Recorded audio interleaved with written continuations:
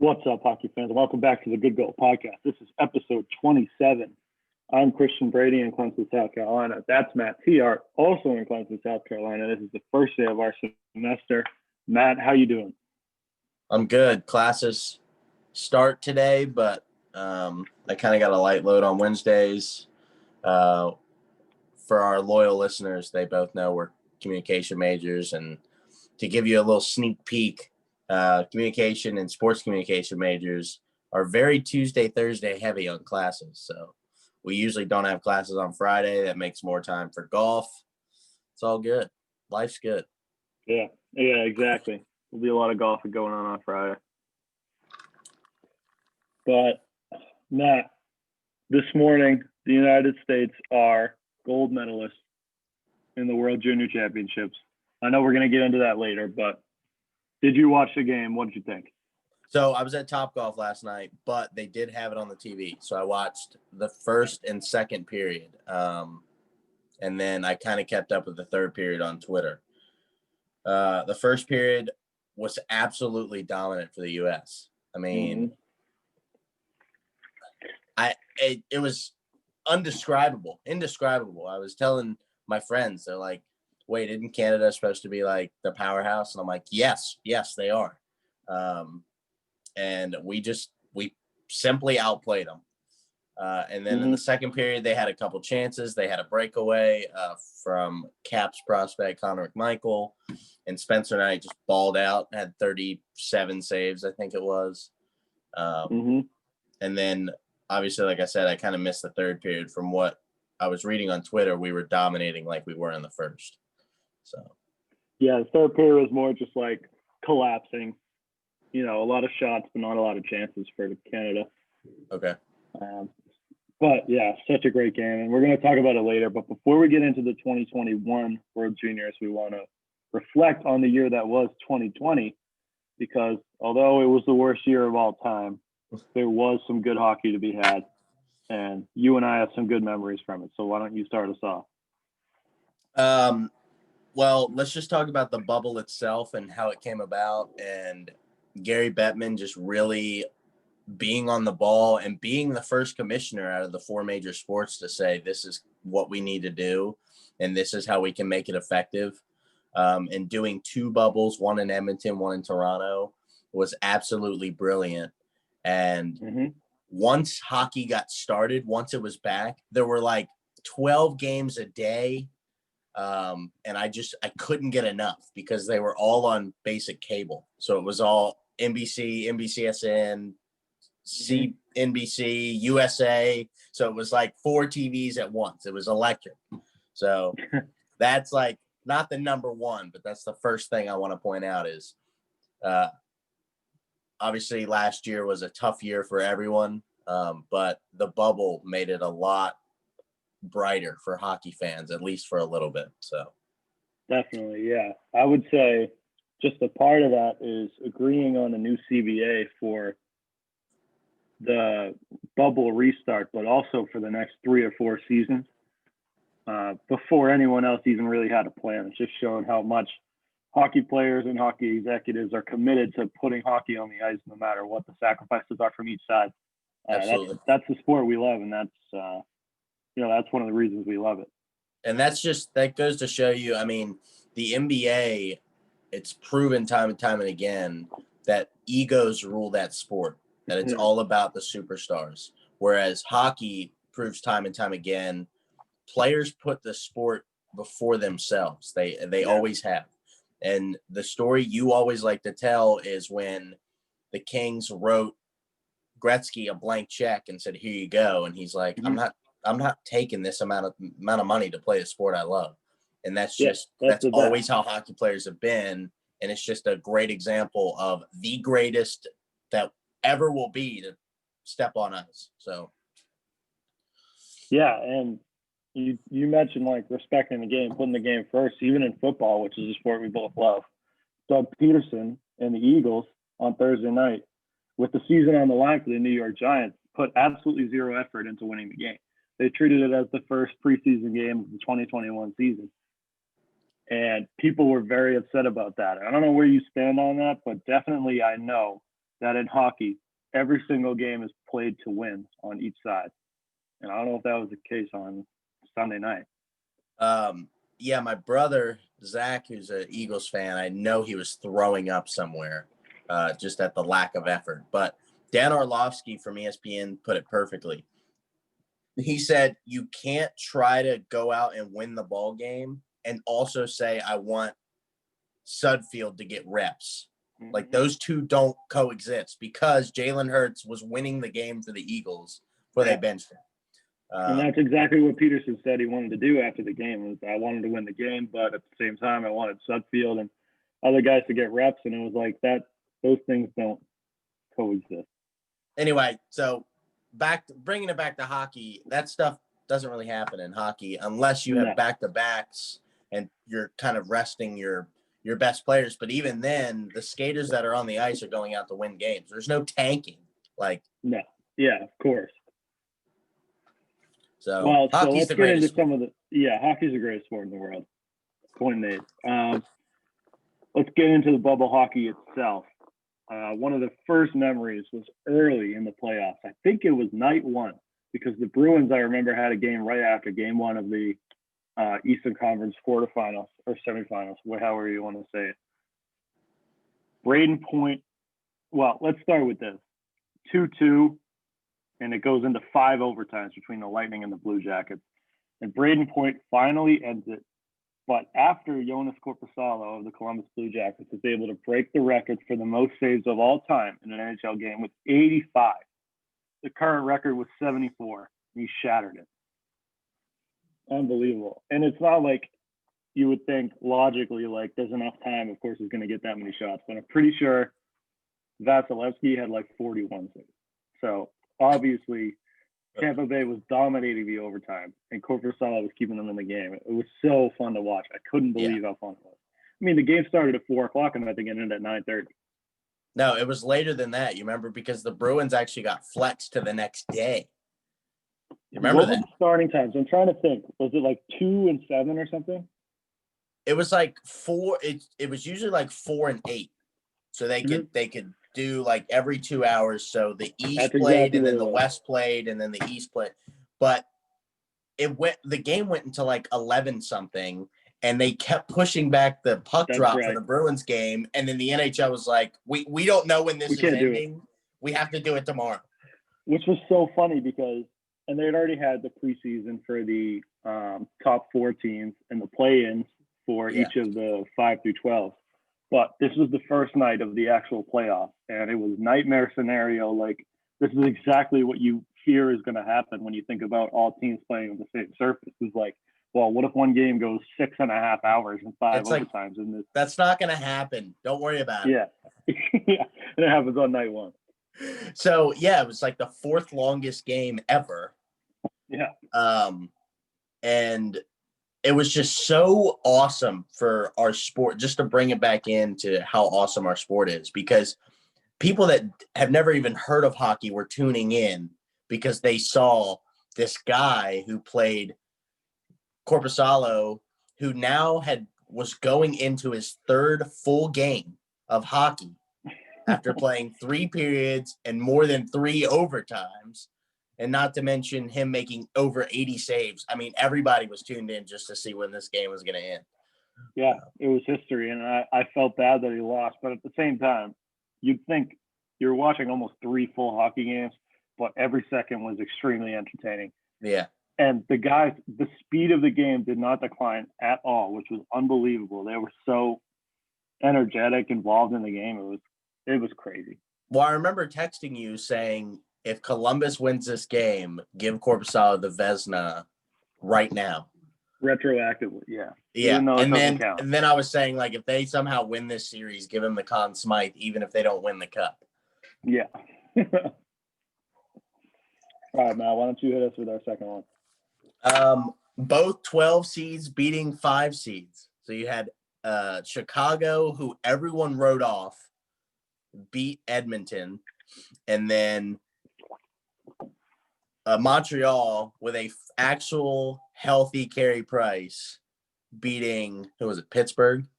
Pittsburgh. So that was exciting in itself because everyone was saying, well, these teams shouldn't have been in, these teams shouldn't have been in. And it was like, they were more prepared than the 5 seeds. Exactly. And that's when all the conversations started. Like, if a team wins the cup that wasn't supposed to be in the playoffs, like, did they earn it? And you and I agreed that they earned it probably even more than they would have had to in another year. It's like any other sport ever. If you get a chance to be there and you take it, no one can say anything. It's like Ohio State with the college football playoff. Everyone's saying they only played 6 games. They shouldn't have been there. And then they demolished our school. Of course they deserve to be. They're a top 4 team. They're a top 2 team. I mean, it obviously showed last week. So, yeah, that's a dumb argument. If they get a chance and they fully capitalize on it, they obviously deserve to be there. Agreed. Okay, another great moment. Oscar Lindblom, after receiving cancer treatment and while still receiving cancer treatment, returned to the ice in the playoffs for the Philadelphia Flyers. He ended up playing 20 minutes in like a 2 or 3 overtime game in his first game, which is a lot to ask for a guy who's literally being treated for cancer probably the next day. That was an unbelievable story. And it's followed by good news because he was declared cancer-free this offseason, if you want to call it that. And he'll be back on the ice to start next year, which is awesome. Yeah, he was one of the I'm blanking on the name. The name that Masterton. Yeah, he was a finalist for that award, and we thought he was actually the front runner. I mean, clearly he was deserving to be a finalist. Someone that's going through chemotherapy and can still play 20 minutes of playoff hockey should have everyone's respect. So, yeah, that was a pretty cool story. I think he'll probably still be up for that award this year. Yeah, because he only really played a couple games last year. So, and it was just cool to see both teams kind of rally around him and give him some stick taps and stuff like that. So, and he looked good too. He definitely deserved to be in that game. Yeah. Dallas Game 7 overtime winner against my Cup finalist prediction, Colorado Avalanche to head to the Western Conference Finals. That game was insane. It was incredible. What a series that was. If Colorado was healthy, they would have won the Cup, but it's all good. Yeah, I mean, that entire series made the playoffs for me. Yeah. It was just so electric. So. Yeah, Dallas plays that. I mean, Dallas tries to play the most boring game possible, but at the same time, they have such good guys on their team. Like, it made it easy to root for them, and they really did make it hard on the Avalanche. They made those games as boring as possible, and the Avalanche are a high-flying, big, physical, run-and-gun team, and Dallas is the opposite of that, and they determined the play, and they won in overtime. It was, I mean, as even as a series as it could possibly be, but it's like the clashing of styles that I like to talk about a lot on the pod. Well, not to mention that Colorado was on their 3rd goaltender going into Game 7. Yeah. So if Grubauer's healthy, they blow him out 8-0. Okay, and lastly, Lightning captain, legend, possible Hall of Famer, Steven Stamkos, lifting the cup after many career-threatening injuries. It goes back to a game that I was at TD Garden in Boston. He broke his leg clean on the post, comes back, has knee injuries, shoulder injuries. And the one that sticks out to me is the blood clot that almost ended his life. Yeah, I know. That he came back from. I mean, this guy's been through it all, and to be there for his team and to be able to lift the cup as a captain was pretty special. Yeah, that was awesome. So good for Steven Stamkos. And while we're talking about this, Matt, because that's the end of our 2020 wrap-up, the Tampa Bay Lightning are in an interesting situation. We talked about how they were in cap hell going into this year, but Nikita Kucherov is out for the season, possibly coming back for the playoffs with a knee injury, was it? Or did he break his leg? I don't know. Whatever it is, that's the case. So they were able to flex his cap space into long-term IR, and obviously he's a guy who's getting paid probably $10 million. Hip surgery. So hip surgery. So they were able to flex his cap space into long-term IR, and with that, they were able to sign Braden Coburn, I think it was. So they're actually out of cap out because of that. And there's a big debate going on in the hockey community about whether that should be the case. Because if you think about it, then you could have a guy who, use an example, David Backus on the Bruins was getting paid a lot of money to not play any hockey. To get sent down to Providence. Yeah, you could say, oh, he broke his toe. We're moving his cap to long-term IR. And people are arguing whether you should or should not be able to do it. I want to hear where you stand on that. So you're saying if someone like gets a bad sinus infection, they can move people to long-term IR? Is that what you're saying? I don't really know what the rules are, but that's basically, in essence, the argument. Yeah. I mean, I feel like the league would step in and set some boundaries, but I mean, that's a dangerous can of worms that could be opened. Mm-hmm.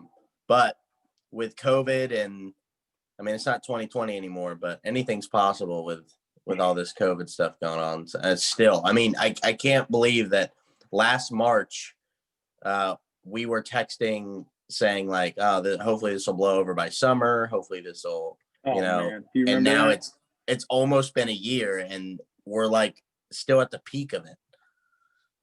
People were like, if you quarantine for 2 weeks and everyone does it, then we'll be back to normal by Memorial Day. And we were like, Memorial Day? We don't want to wait 2 months for this. Yeah. And here we are almost a year later. I'm like, I don't want this to ruin my spring break. And then it's like it's still got a good chance of ruining my graduation a year and a half later. I'm staying another semester. Dad, I'm taking one class next semester. Yeah. To get a normal graduation. You'll be paying more for rent than you will be for school. That's true. Okay, Matt, that's our 2020 wrap up. Do you have anything else? No. I'm gonna while we're on the topic of COVID though, I'm gonna go into some sad news.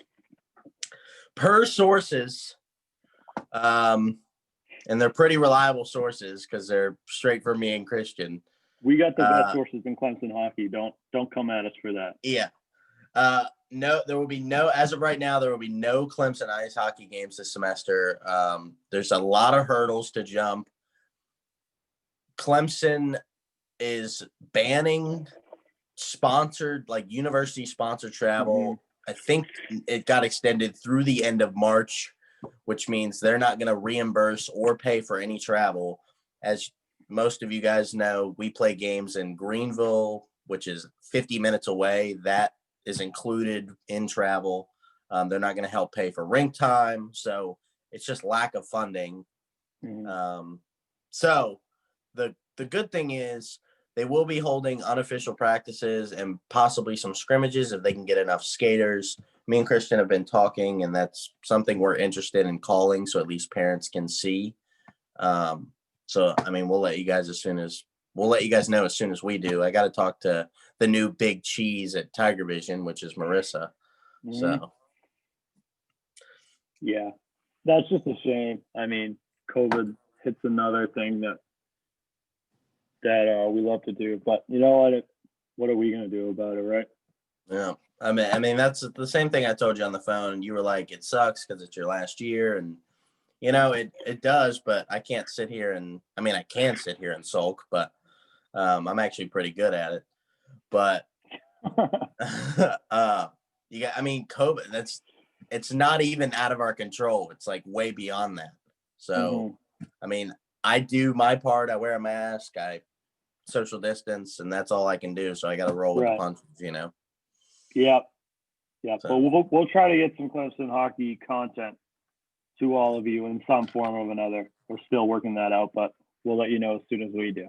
Yeah. So we're definitely interested in doing some cool things of like maybe creating like a mini documentary on how the club started or how the day in the life of a player, just because it's so stressing on them to do a full load of classes and then have to drive an hour and a half to just play a home game for a 10 o'clock puck drop to not finish playing until 12:30 to drive back to do it all over again. It's insane. So Yeah. anyway, Yep. stay tuned. Okay, Matt, let's get into the World Juniors. We alluded to it before, but the U.S. makes it out of Group B as the 1 seed. They played Finland in the semifinals, and they won 4-3, scored a game-winning goal with just a minute left in the game. And then a 2-0 rout of Canada you put. And I want to let you get into this, the gold medal game. I want to let you go on your rant. Well, so I do want to start with the game against Finland. 3-1. To be honest, it was a sloppy win. Finland's a really good team. They beat us last year in the gold medal game, I'm pretty sure. No, in the quarterfinals. We finished 6th in the tournament last year. Okay. I remember they beat us in a pretty big game last year. Yep. Finland typically gets the best of us. I remember even in the Olympics, they beat us 5-0. So they're definitely on the come up in the sport of hockey, but we got a sloppy 4-3 win. It was an absolute snipe from the hash marks, high glove side. I mean, even the announcer was saying not many people in hockey can make that shot. Go on to face Canada. I'm watching the TSN stream, so they're like, Canada's going to destroy US, and they're the greatest team that's ever been put on ice. And they got embarrassed. I mean, who invents a sport and then can't beat anyone else at the sport? I mean, let's be honest here. So I put on our script, we own hockey now, because this is now 4 straight wins in the World Juniors against Canada. They haven't beat us since Connor McDavid was on that World Junior team. So we own the sport. You can have Justin Bieber back. Yeah. Hey, keep him too. We don't want to. Yeah. He makes pretty good music now. I hate to say it, but yeah, he's all right. Whatever. Anyways, Matt, I want to talk about, well, why don't we just go through the top scorers of the tournament? Okay. Number 1 from Canada was Dylan Cousins. Obviously didn't do much last night, but he was a crazy player throughout the tournament. And number 2 is the guy who I really want to talk about, and that's from the United States, Trevor Zegras. He's an Anaheim Ducks pick in the first round a couple of years ago. In 6 games, he had 6 goals and 10 assists for 16 points, and that actually tied Dylan Cousins. He was just, every single time he was on the ice, you knew. He's one of the most impressive players I've ever watched at a World Juniors, including Connor McDavid. Obviously, he's no Connor McDavid, but who knows? I said to you, I think, the first time that we see Trevor Zegras in the NHL is going to be the year that he wins the Calder Trophy, whether that be this year or next, because I know he's invited to camp this year. And after the momentum he's carrying from this tournament, I have a hard time believing he's not going to make that Anaheim Ducks team. Who knows how competitive they'll be, but I know he's going to be an incredible player in the NHL. So, yeah, I also want to point out that Canada had 19 first-round picks, and we had 9. So it's kind of, and I hate to keep switching sports, but it's kind of like a college football matchup where a team with no 5 stars beats a team with 5 stars. Like, on paper, we weren't supposed to beat them. But it just shows you how evolved hockey is in America and how big it is and can be. I mean, the potential for this sport in our country it's astronomical. I mean, we haven't even scratched at the surface of what our country how important this sport can be in our country. There's a couple things at play here. Number 1 is the CHL has not played a game since March, but college hockey restarted in October and they've been playing ever since. So that's an advantage for the U.S. But U.S. camp started, the tournament started 2 weeks ago, which means U.S. camp started 4 weeks ago. Canadian camp, because there was no other hockey, started in the middle of November, which means they had that much time to prepare for this tournament. So I would say that those probably even out, maybe a little bit of an advantage for the United States because the kids are in better shape, more used to playing competitive hockey. But at the same time, That's a very short time for that team to synthesize, and Canada had more than double the time. Yeah. So, I mean, it was just a great game. It seemed obvious that these two teams were going to meet. They were head and shoulders above the competition. But such an unbelievable game by the U.S. Talked about it before. The third period, they just locked in, showed how disciplined they were. I got to give a shout out to the coach, Nate Lehman. He's from Providence College, which is my favorite college hockey team. It's where my parents went. And that defensive core and even the forwards were so disciplined, especially in that third period. It was like I said, there was a lot of shots, but almost zero chances because everything was kept outside. They really scrunched up. They were all inside the hash marks. It was such a perfectly played game. And obviously that shows what the score is. It's 2-0, but it was, and the shots were advantage Canada, but it really wasn't even close. The people, I was at Topgolf last night. The people that were in the bay next to us were also watching the game. And when we scored, I celebrated with them through the thing. And they were saying, "Oh, I see your Capitals jacket. We're from Boston." I was like, "Oh, one of my best friends is from Boston. He's from Foxborough." And they were like, "Yeah, we're from South Shore." I was like, "Oh God, that accent." Yeah. So, and then his wife's I guess first daughter, she's a senior at Ohio State. He was like, "Do you go to school down here?" I was like, "Yeah, I go to Clemson." And then she was like, "Oh yeah, that game." I was like, get out of my face. We're not doing this. We were bonding over USA hockey, and now you're crap talking to me. They rubbed you the wrong way with the South Shore comment, and then yeah, the girl comes out with the Ohio started State, the downward trend. Yeah, you're like, "I'm not talking to you guys anymore." I'm like, "Do you have Smart Pack?" Oh man. All right. In other news, the NHL sold its soul to sponsors. The NHL announces its individual divisions will be sponsored, kind of like how England does soccer. It's like the Barclays Premier League. Mm-hmm. So it's going to be Scotia NHL North Division, Canada. Shocker. Are you shocked that Scotia is sponsoring? The Honda NHL West Division, the Discover NHL Central Division, and the Mass Mutual NHL East Division. I feel like our division got screwed out of a cool sponsor. For sure. Those are the classic NHL sponsors, though. Those are all over the place. I always thought Mass Mutual was a Massachusetts company, but it's not. When I read that, I was like, Moore's Mutual is sponsoring our those cheesy 3 a.m. ads. I'm Montel Williams. Yeah. Yeah. I was like, what? What do you think about this, Matt? Because I know people were very, very angry online. Oh,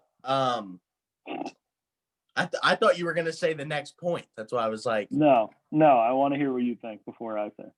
I really don't care. I'm the same way.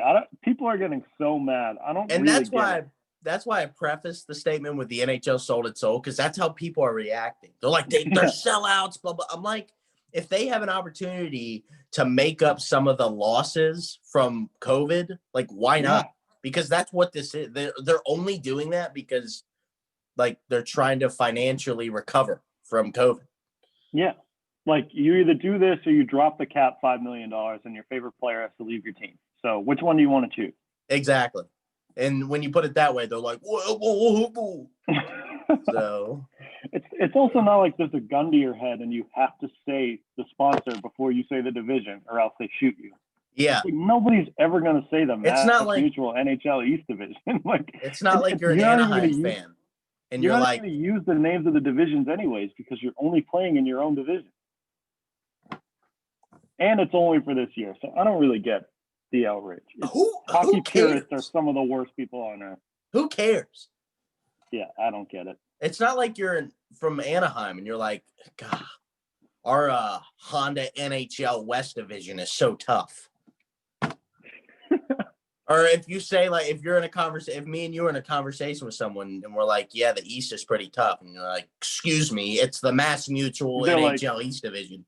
They're like, what's the East Division? Oh, the Mass Mutual East Division. Oh, Yeah, whatever. the Mass Mutual NHL East Division. That's Yeah. when me So and you start punching people. Yeah, exactly, Matt. Those are the same people that are like begging you to like hockey if you're not a hockey fan, and then as soon as you're like, "Wow, this is a good sport," I like how Tuukka Rask is playing, and everyone's like, "Shut up! You have no idea what you're talking about. I don't want to see you on Twitter talking about hockey." And it's like, well, Yeah. what do you want then? Yeah. Same people. It's the same people getting mad about this. There's also helmet ads. The ones that have come out are not that bad. Again, I don't really care about this. Like, how often do you see a helmet? Like, if they change the jerseys like they do in, like, whatever, the Swedish league, where they're just filled with advertisements, yeah, I'd probably be a little mad, but it's a helmet. Like, the logo's that big. I don't care. Yeah. So that's another thing I wanted to point out is that the helmets will have the spot, like the main sponsor of the team, kind of like NBA jerseys have the little patch right here. It doesn't take away from the jersey. And I'm glad you said like in the Swedish league, because like in the KHL, the helmets are just filled with ads. Yeah, and like it's a little ridiculous. Yeah. Yeah, or like the Finnish league, it's like literally the entire jersey is just one big marketing agency. And it's like I would be a little upset because that's not something I want to buy. Like, whereas this is just, it's so clean. But the Discover NHL Central Division is not going to have any effect on my life ever. Exactly. All right. So no, they didn't sell their soul. No, they didn't sell their soul. They barely sold anything. Yeah. Okay. Colin Wilson calls it quits after 11 seasons. He's 31 years old. He had some injuries in the last few seasons. His career was a good one, 286 points in 632 games. Went to a cup final with the Preds in 2017, but wasn't able to get a ring. Obviously, like I said, multiple injuries were ending up probably being the cause for the end of his career. And he'll retire at Colorado Avalanche. Good for Colin Wilson. I'm a big preacher of, get out when you're still healthy, enjoy your life after hockey. 632 games is, his hockey age is a lot higher than 31 years old. If that makes sense. That's a lot of games. That's a lot of wear and tear on a body. So good for him. Congratulations on a great career. Yeah, he's been playing the best hockey in the world for 11 years. I mean, since he was 20. So people say 31, he should be in his prime, but you can't think of it as he's just 31 years old. Like you said, you have to think of it as hockey age, like the amount of miles he's played. 630 games is a lot. And I think he only played 9 last season because of injuries. So yeah, and recovering from injuries is a full-time job. That's no rest time. It's probably more difficult than playing. And it's such a tough equation of, is it worth fighting all these injuries to keep playing the sport I love versus being healthy for my family and raising my kids. Yeah.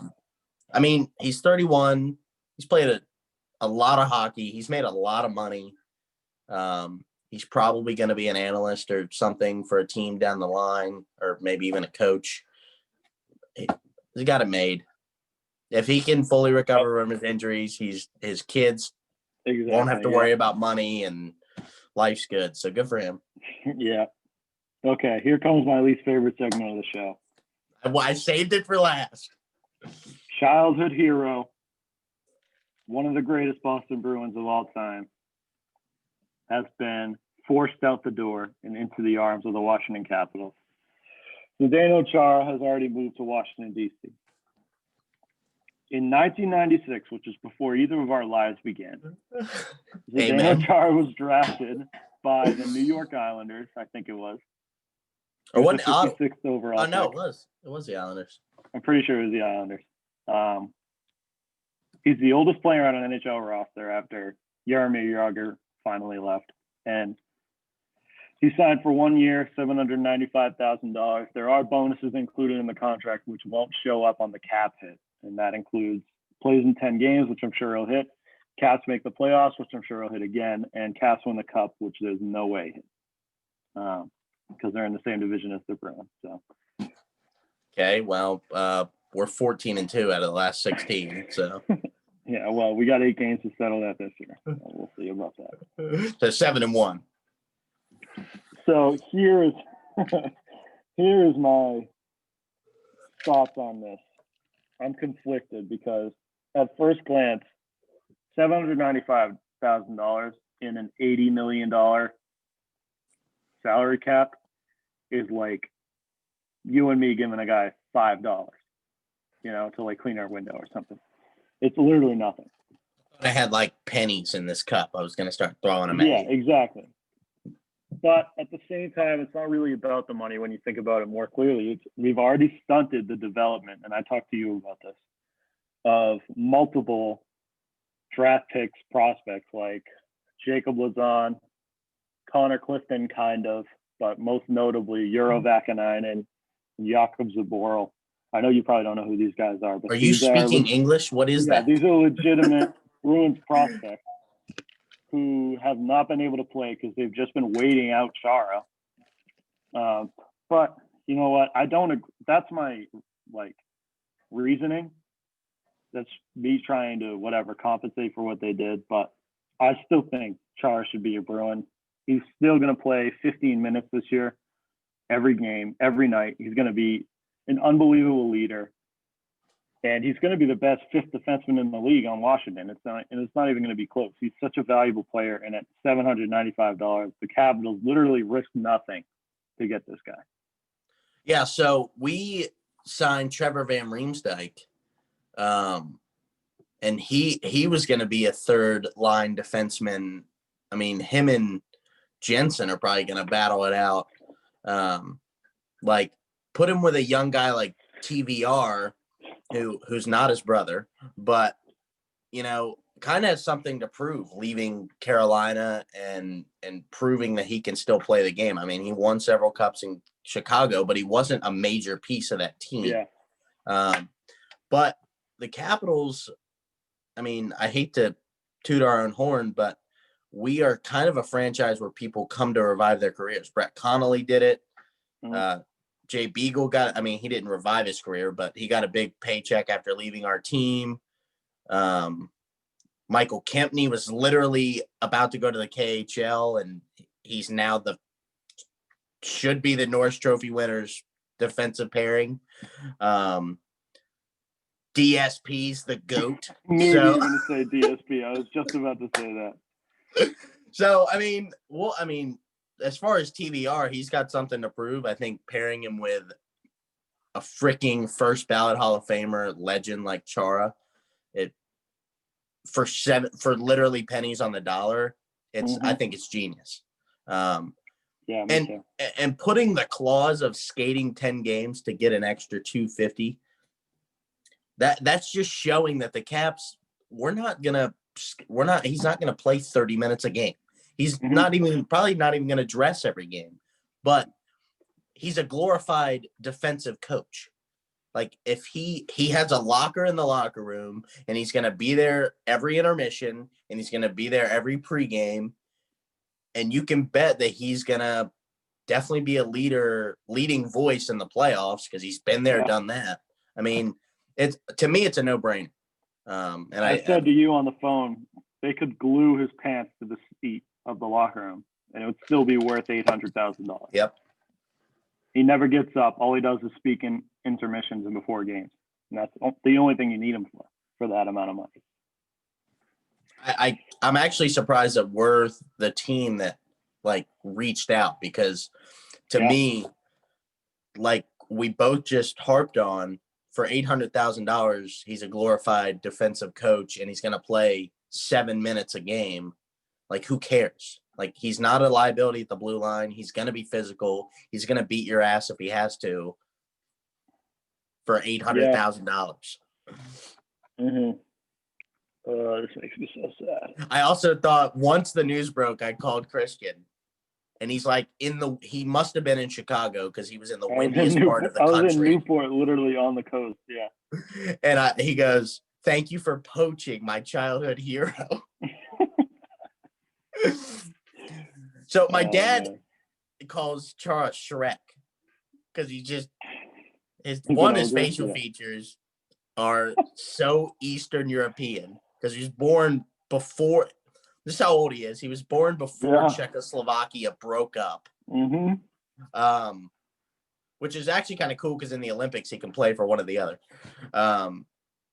But he's 6'9", he's 7 foot on skates. He's a massive. He's so intimidating. My dad said he was gonna get a 33 custom jersey and just put Shrek on it. So I don't mind that. I think that's funny. Yeah, talk about other things that are worth it. Chara's 7-foot stick is worth $800,000. Doesn't even matter. Stick him out there in front of the net. He's waving that thing around in the penalty kill. Are you kidding me? yeah, I mean, His reach is so underrated. to me it's a no-brainer. And I wish we would have done this before we signed Justin Schultz. The money we should have given Braden Holtby, but that's a dead horse. So Okay, Matt. Let's segue into the marquee segment of the show, our picks for the playoffs.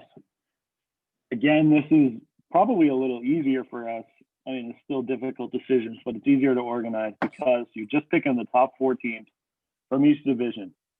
And we're just going to start right now. We'll write them down, and we'll see how we go throughout the season. It sounds crazy, but the playoffs are literally already almost around the corner. So this season's going to go by incredibly quickly. Yeah, it's don't tell me that because literally the end of the regular season is the day after I graduate. Yeah, it's true. All right, the Scotia NHL North Division. Good thing you said that because if you didn't, I know one of our 6 fans that listen is going to be pissed if I didn't say that. Exactly. Yeah. A reminder that is the All Canada Division. Go ahead. Okay. My 4 teams for the Canada divisions are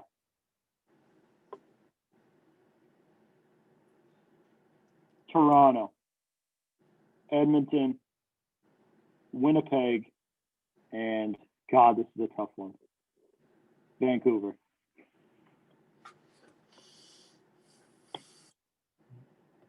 All right.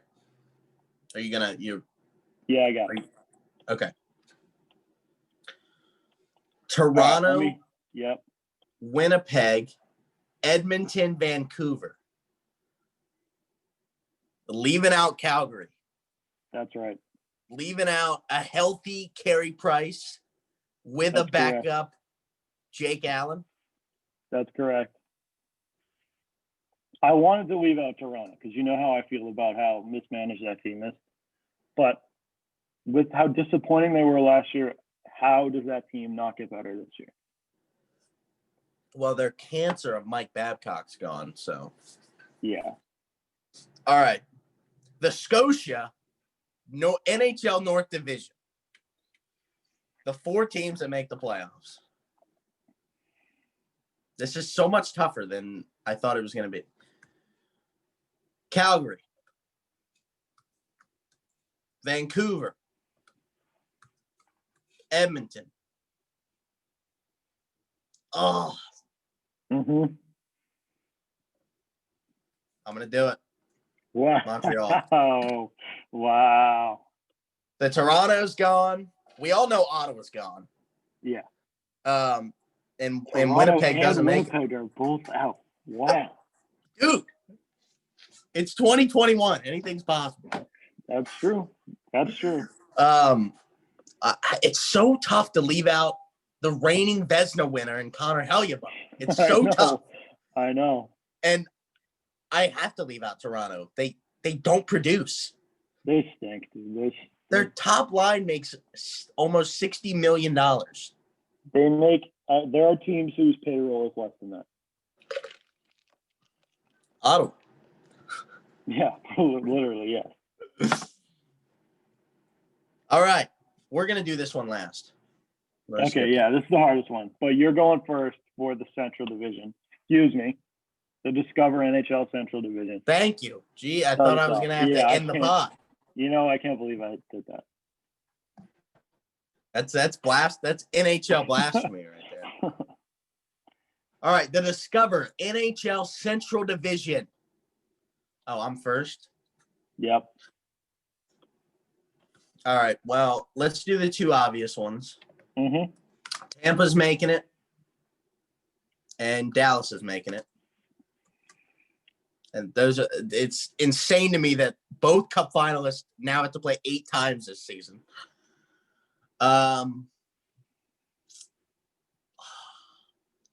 Carolina's making it. There's so many good teams in this division. Mm-hmm. Yeah.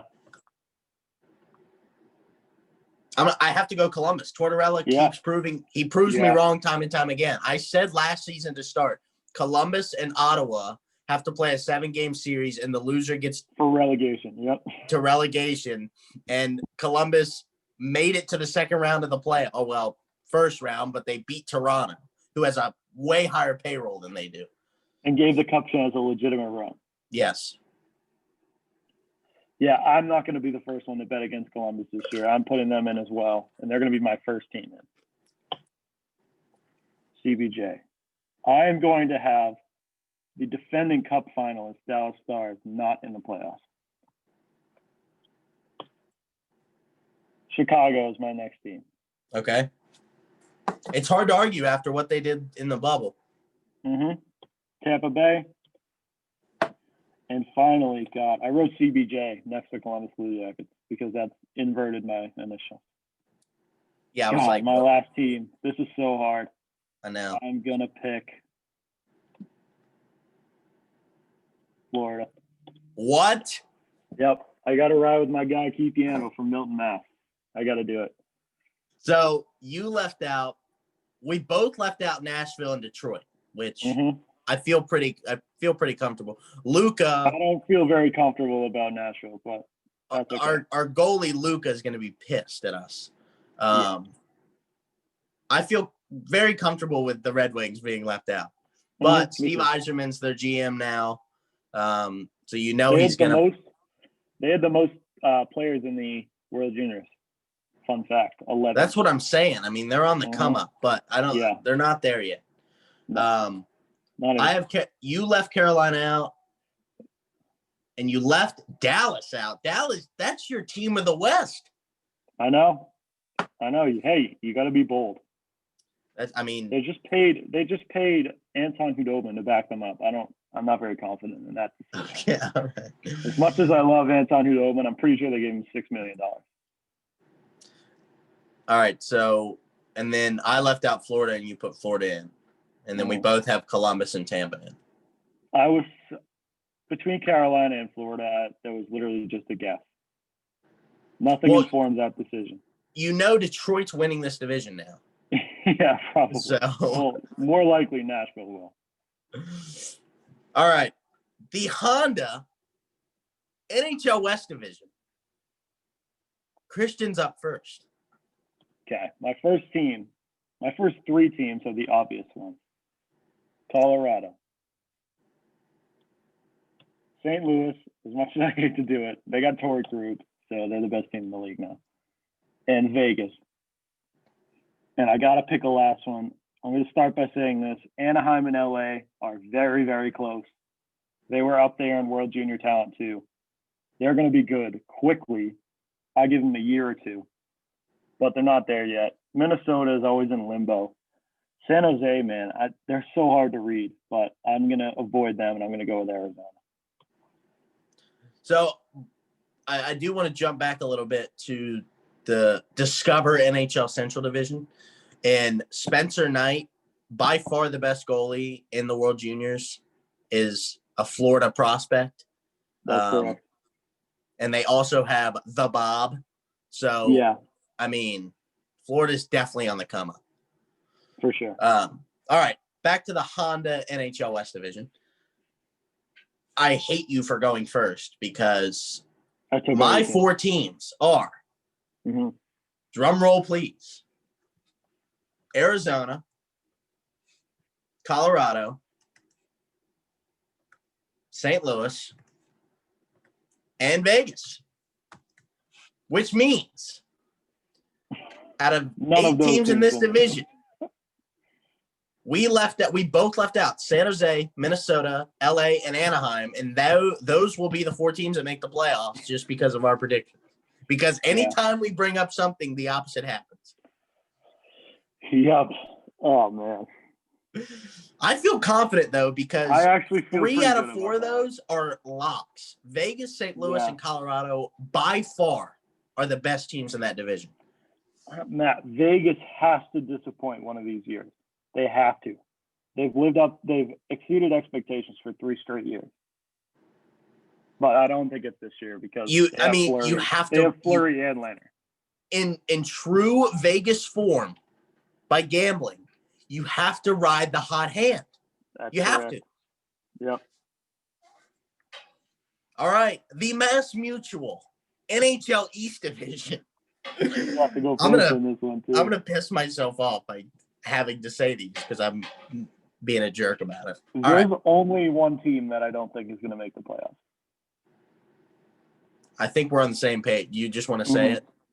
The Devils. The Devils, yeah.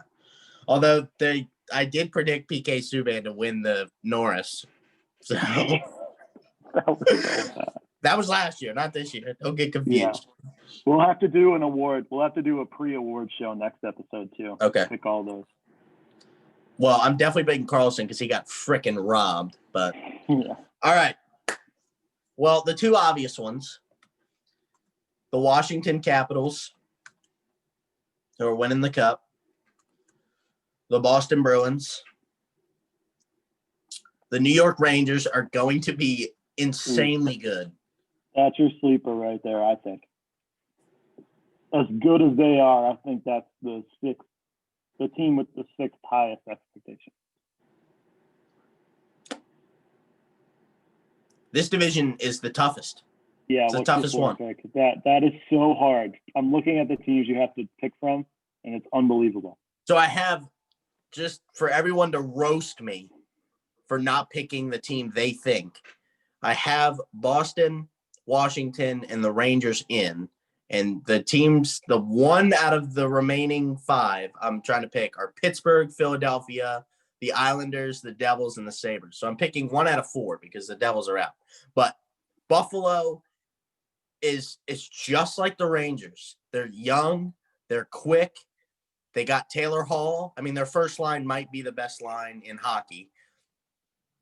The Islanders with Barry Trotz, to me, who's the best coach in hockey. I mean, he consistently wills that team to the playoffs. The Flyers, who were the 1 seed in the playoffs, and they're just, I mean, Kata Hot is just, he's the new Carey Price. And the Penguins, if you have, I hate to say it wearing my cap stuff, but if you have Sidney Crosby, you have a chance to win the Cup every year. Yeah. I mean, those are my options. Sleeper. I'm going the Sabres. Wow. I think Jack Eichel, if they don't make the playoffs, he's out. I think that's because Taylor Hall signed a 1-year deal. I think that's going to be the deciding factor. I mean, the future of this franchise depends on them making the playoffs this year, to me. So, they have to. So, to me, Pittsburgh's out, Philly's out, the Islanders are out, and the Devils are out. Sorry to all you Islanders and Pittsburgh fans that watch our show, but leaving the entire state of Pennsylvania out of the playoffs, man. Wow. Crazy. All right. If 7 teams from this division could make the playoffs, they would. So, yeah. Agreed. Okay. I'm going to start with the Bruins. My expectations for the Bruins are not high, but I still think they're going to make the playoffs. So the defending President's Trophy, the core is still intact, minus Zdeno Chara. I don't know. I don't want to badmouth my own team. I do think they're going to be good, but I was more excited last year than I am this year. Washington Capitals as well, I think, make it. First year with a new coach is typically bodes well for a team. I wouldn't be surprised if they won the division. And I think I will not be able to live with myself if I bet against Sidney Crosby and Evgeny Malkin. And I'm going to stick in the state of Pennsylvania and put the Flyers as my last team. You left the Rangers out? Oh my That's correct. Lord. I left the entire state of New York out of the playoffs. That's 3 teams. And New Jersey, which is pretty much New York. That whole area of the country is going to kill you. This is all one area of the country, but okay. No, that's what I'm saying. That I mean, because you can't say just New York. I mean, obviously Buffalo's in New York, but New Jersey, I mean, it's right there. So yeah, it's so hard. I'm high on the Islanders too. If I actually think I would have picked the Islanders above the Rangers. I mean, I've said it for 2 years that the Rangers are just this close away, and I think Lafreniere is that. He's that difference. He's that gap difference. And Panarin, the way he played last year, and them, I mean, I hate to say it about the King, but them getting rid of Lundqvist allows for fresher guys in between the pipes. So yeah, I can't bet against the Rangers. Yeah, man, so hard. Okay, why don't we go ahead and review?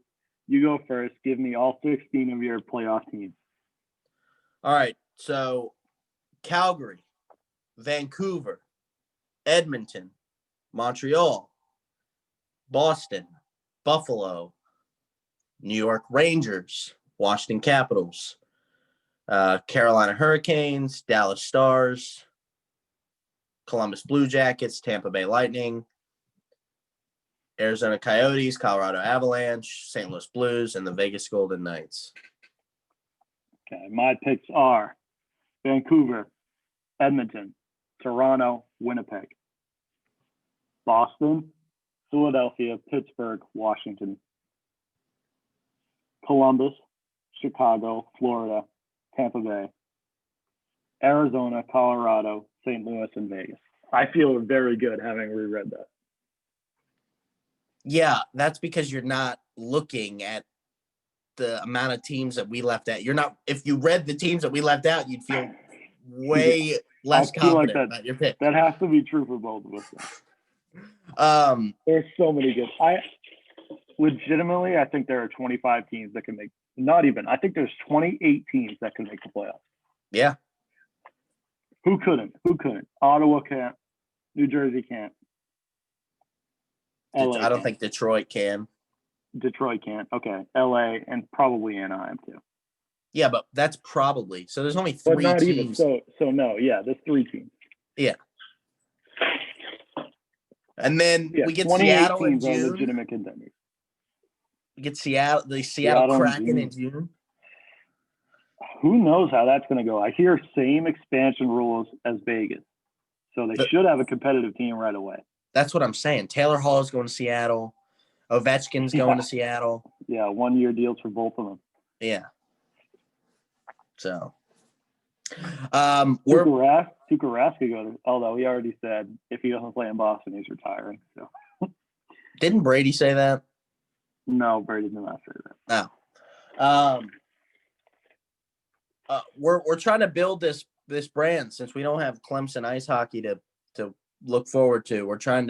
We want to interact with the 7 people that listen to us. We're trying to build that number first of all, but from 7 to 700,000. Yes, we think that's doable probably by next week. By next week, yeah. Yeah. But in all seriousness, the people that listen to us, our friends, our family, I mean, we can't thank you enough for literally listening to us ramble about a sport we love. I mean, our takes are ridiculous and you guys still listen to us.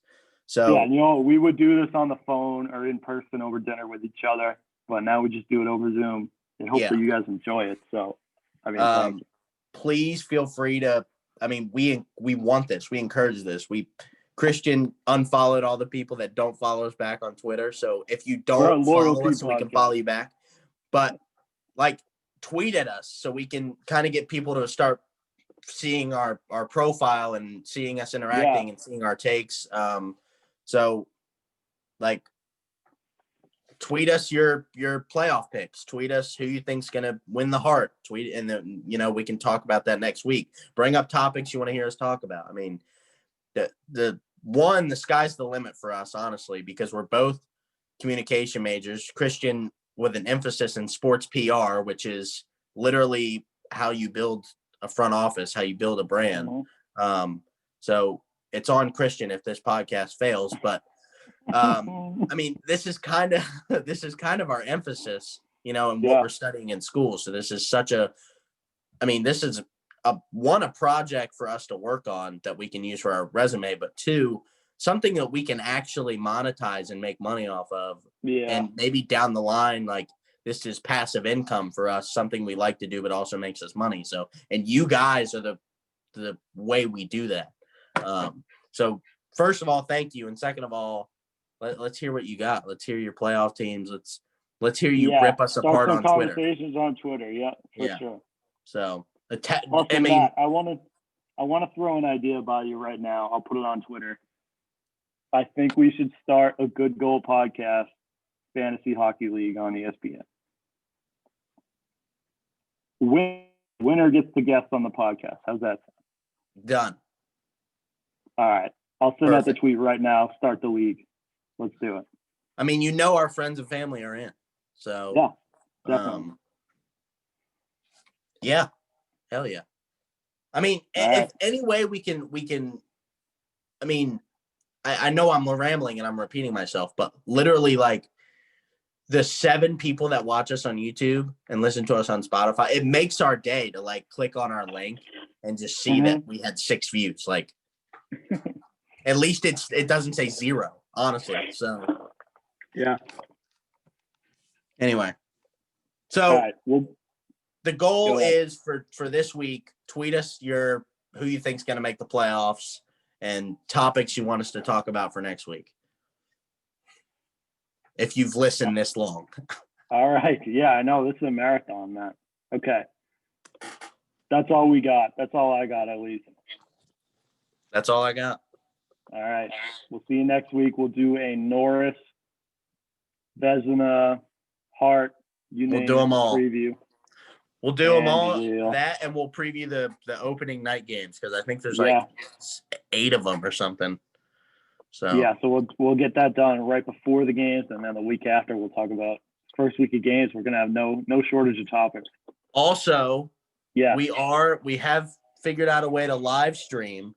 So Caps, Bruins. I mean, we play 8 times. I don't know if we're gonna do it every time, but we're gonna figure out a way that we can do and I'm gonna plug him because he's awesome. Joe Rogan does a fight cast where he sets up a timer so you can sync our audio with the game. We're gonna have fun. We're gonna do like prop games. I mean, we'll trash talk, and you can get in the chat, ask us questions. Yeah, exactly. We want to make this a lot of fun. So I know you guys enjoy our rivalries. So. Yeah. All right, we're rambling. Christian, I'll see you later. Y'all, I'll see you next week. Peace. All right. Peace.